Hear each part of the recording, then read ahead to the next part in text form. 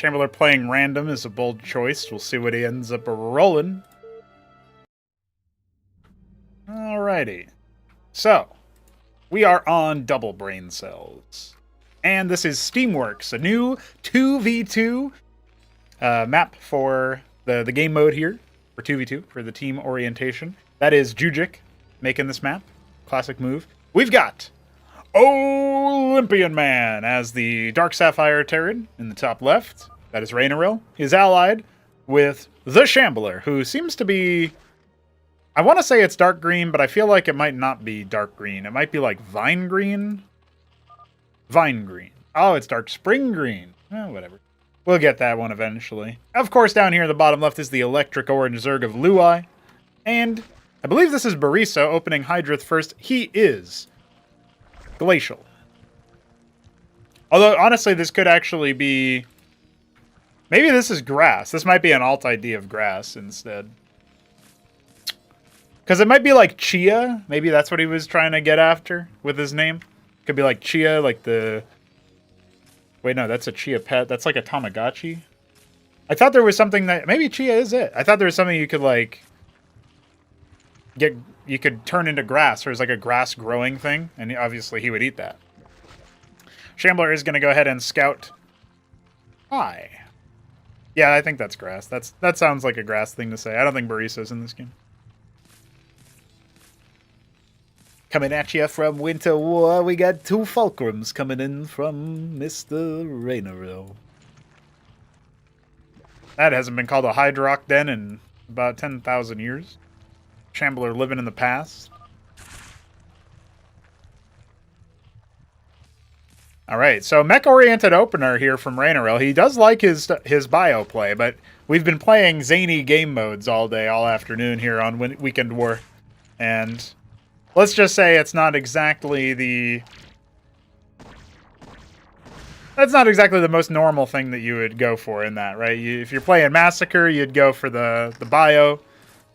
Uprising, you get bio because it hits faster, so you can save yourself, that kind of thing, so...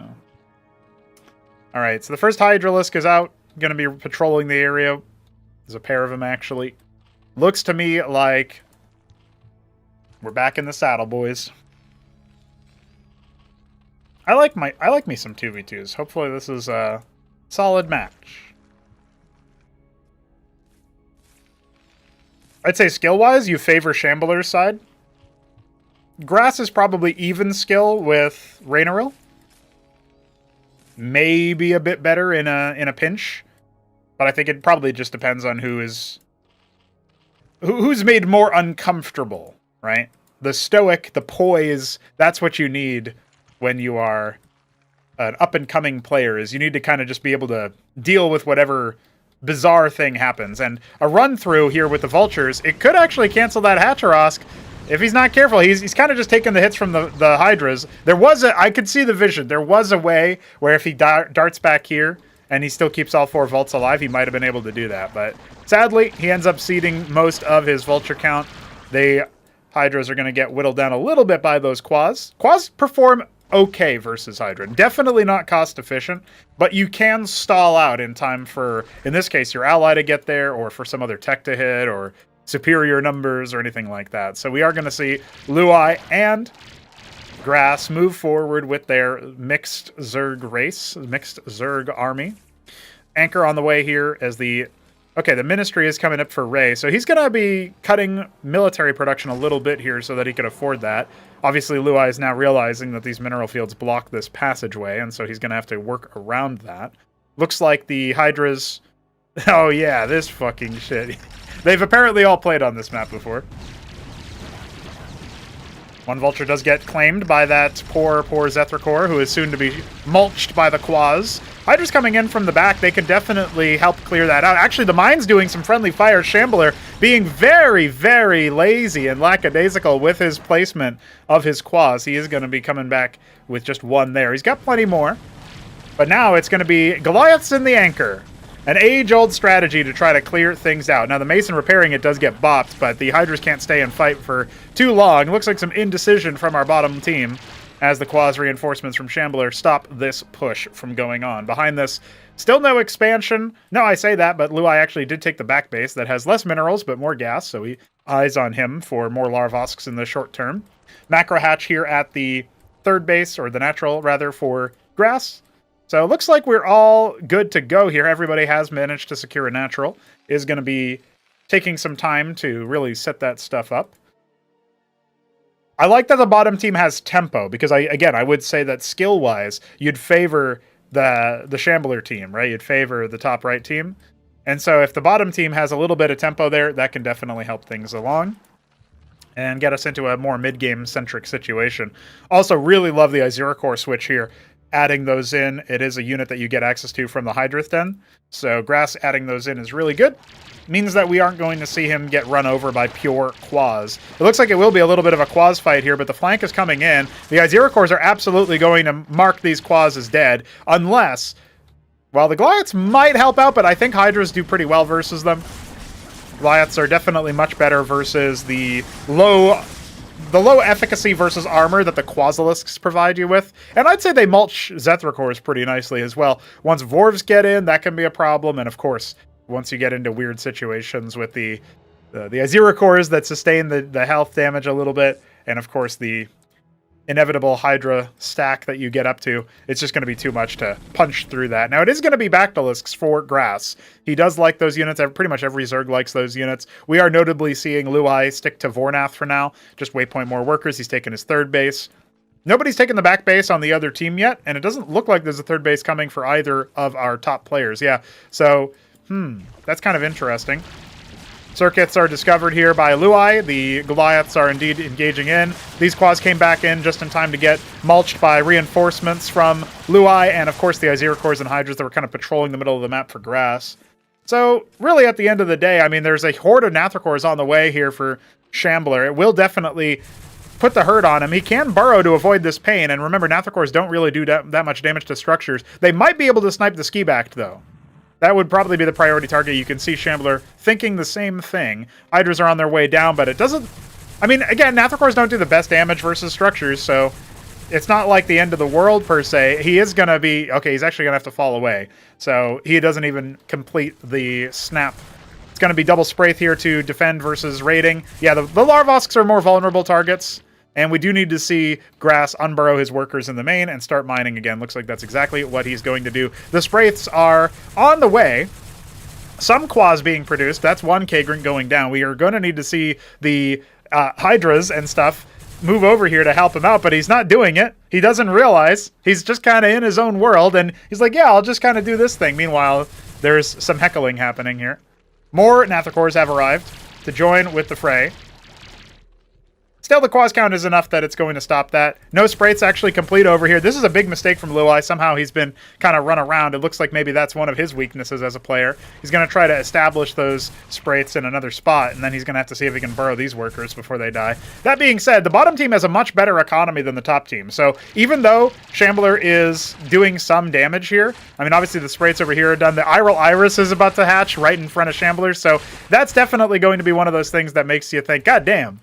Never mind. Not so useful after all. He's going to go back after the ski back. Of course, the Hydras are kind of dancing back and forth. Now, the Goliath army for Raynarel is still pretty significant, but remember, there are Vorvacors in play. These Nathracors are getting some good value over here. The Hydra's not actually waypointed onto them. Meanwhile, the Goliaths are going to be stabbing through and killing that third base before it can really get set up there. So, you know, temperance for the economic situation here for Mr. Grass. However, his ally is going up to the very important Calcure Lake. That does mean that we are going to see some Lyrilisks out soon, and I think those will deal with the Goliaths. I mean, the bounce attacks are going to be pretty effective versus the Cleric healing, and so I feel like that's definitely a good spot there. Unfortunately, those Droleths will never see the light of day. So the Nathracor raids have kind of kept a little bit of temperance for the growth of that economy there on the bottom team, but I will still point out, Shambler has the worst worker count of the whole lobby. And, I mean, Raynarel has the second worst, although only narrowly compared to Grass. The Quas are about to descend upon these Goliaths and find just how difficult it is to break them alone. You kind of wanted to conserve those Quas, not just to turn them into Lyrilisks later on, but also, if you're looeye, you need to be able to withstand whatever Shambler is going to add to the value here. he's not going to have nothing. That being said, the Basilisks are out, and the Aziricores have not been mulched by the Goliaths yet, so this could still end up being a pretty strong swing. Here come the Nathricores, just kind of looking for what they can find. It turns out it's not much.